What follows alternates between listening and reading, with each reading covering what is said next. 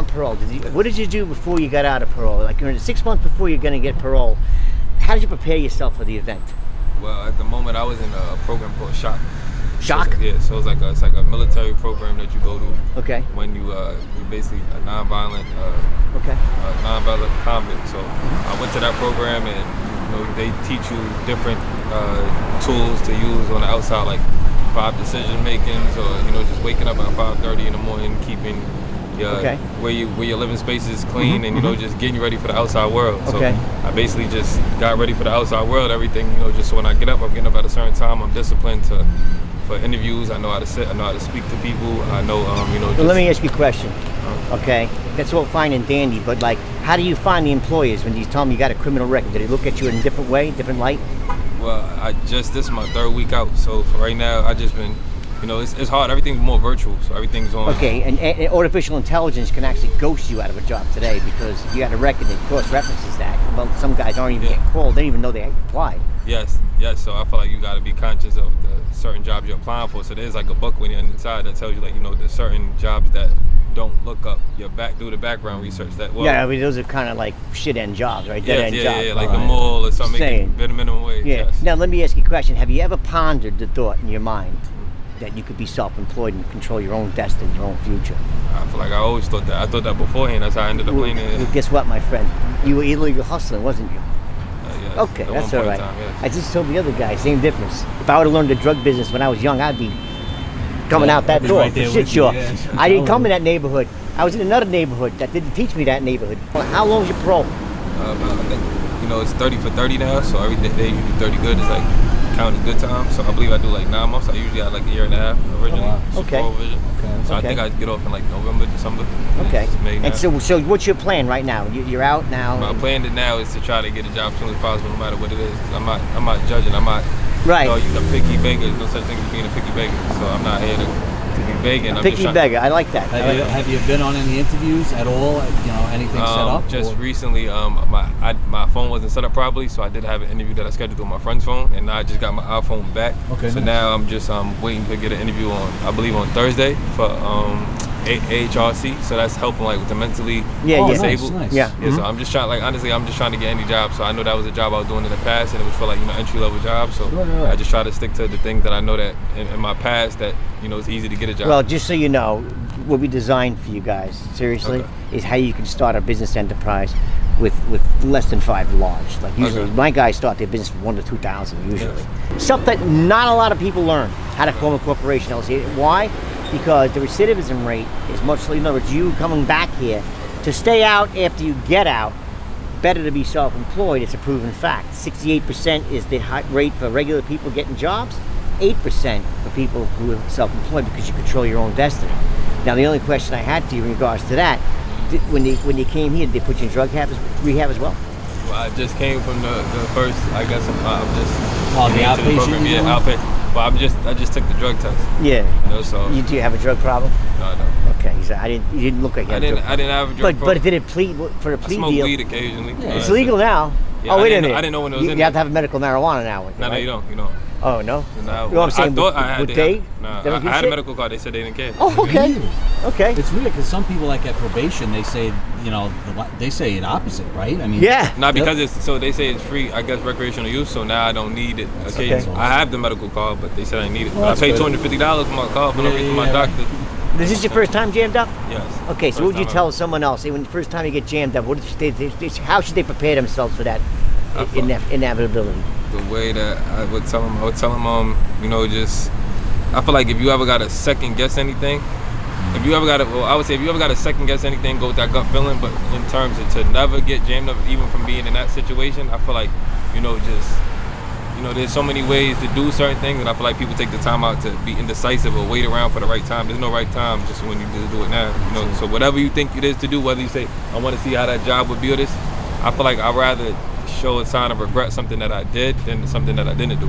So like when I know, like in terms of a job or something in terms of going to college or certain things, I know my parents were saying, I went to college, I ended up dropping out because of medical reasons with my mother, but even then that was an excuse. So there's so many times excuse is just another reason for you not to do something to feel good about, like, I didn't do that because I had one leg, well, I didn't do that because I was sick. But when the program I was in, which was SHOCK, They teach you can do things. We had COVID, and we getting up 5 o'clock in the morning, doing jumping jacks and doing push-ups and doing 3-mile runs in the morning, even though how we feel. So there's no excuse for doing the right thing. You know, you do the right thing, and every time you do the right thing, I feel like only the right thing will come out of that. You know what I'm saying? But when you do the wrong thing, or you try to only go one way, if you want to be a bad person, you want to go that way, just go, be ready to, what consequences come down that way, go that road. But don't try to be in both lanes, because you're trying to do a little bit good and a little bit bad. It's just like, the Bible, from what I understand, is that one sin is just equal to a bad sin. So that's the same thing in this. You could do like, yo, I just want to sell a little bit of coke, and I'm gonna get a job and I'm gonna do this. Don't do that. Let's go full coke, because that little one thing, like, I end up in the wrong situation. Right. I mean, I didn't sell cocaine before. I sold weed in the past, but right, got it. You graduated. Yeah, unfortunately. Yeah. I dabbled with probably a friend that you didn't think was gonna. Yeah, in the past, my father, I ain't from when I was growing up. You know, he asked me for cocaine occasionally, and sometimes I'd go to a person at the block and do certain things, but I never was into it the way not saying I was into it then, but the way I appeared to be into it. But just me being even past that certain level amount of the cocaine, it just made me in a certain way when they thought that I'm a drug kingpin or something. So I'm sitting there doing time with people who have 5 kilos. Meanwhile, I got caught for less than an ounce of cocaine. Damn near half an ounce. So I'm saying, like, this person, like, I got 7 kilos, but I'm like, you getting the same drug program as me, so should I would have been better off trying to be Pablo Escobar? That's what it felt all like. or none is what you're really telling me. Yeah, and I feel like, just do the right thing, because you don't want to be a person that's second guessing, like, it's what's going to work out. When you're doing the right thing, always the right thing's going to happen. Even if it's the worst thing, at least you know you're going in the right direction. Absolutely. You know what I'm saying? But I feel like the good thing from where I come from is, in the situation I've been, you go the wrong way so many times, you know that this can't be the right way. You know it's this way. So you know the way to go. It just, you can't let your emotions supersede your intelligence. Right, and that's Truly. what I try not to do every day. You hear, like, just with the stock market today, it was GameStop that was going on. There was AMC, and I had made $587 I had made today. Oh, nice. Hey, within 3 minutes, I had made it, but so I decided to buy into it, and then I jumped out and I brought into the same call with the same amount of money. I just said, I think it's the moon. But what I feel like, I already made the $583. You gotta know when not to be greedy. That just goes for life. I was being greedy. I'm still into it. Let me say, the next day. that's legal money. Legal money. So you Legal did it. money. You did legal. Yeah. So the illegal hustle, unfortunately, the risk was not worth the reward because you got pinched. Yes. But in the arena of self-employment, that same mentality that you already possess, my friend. Yeah. If I had ambition, could put it in a bottle, it would be you. Yeah. You're in it, okay? But it's good that, let me tell you, I tell everybody that went through this experience, it's the best thing that ever happened to you. You just don't know it. Yeah. You're gonna know it 2 years from now if you're smart. And you say, man, I'm not gonna go down that road evermore. You definitely, you don't really need a second chance. You already got it. You already healed yourself, okay? And I'm not gonna do illegal hustle anymore because it gets me here. I'm gonna do legal, okay? We're just gonna help you with the education and become your friend, okay? That's why I wear this here suit, okay? Because I have to make a statement to say, hey, who's gonna stand up for ending mass incarceration? Yes. We do, all of us, because we're all in the same boat together, and I gotta tell you, first timer, okay? And he survived, he's still here, and how do you like the experience? Like, I know it sucks, but I'm saying, like, did they make you piss in the cup every time? Or It's not, to each his own. Each person is going to be in a different position, because you're going to be in a different jail, different dorm, you're going to meet different people, and I feel like one thing you want to do, like, if I had to give somebody, like, some type of outlook on what to look forward to, like, just, try to keep everything to yourself. As much as you think it'll be helping you, like, yo, bro, I never been here, what's this paperwork mean?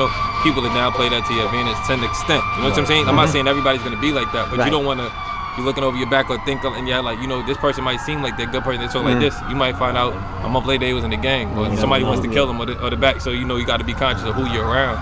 But also when you by yourself, it's like then you don't have nobody to look forward to. So I feel like don't try to be best friends with somebody, but you just show mutual respect. You get that same respect back. Absolutely. And that just takes you a long way, just in general. You just because somebody's walking behind you, might be 10 seconds apart, but you just holding that door open. That might be the person that's your boss later on. You know what I'm saying? And you don't do it for that purpose. You just do it because that's the right thing. You just treat people how you want to be treated. So I treated people like I wanted to be treated. I felt like I was fine. Just at first you hear the stories in the movies, but a lot of times these things is publicized as they just show the good part. They glorify the good part, or they glorify the bad part.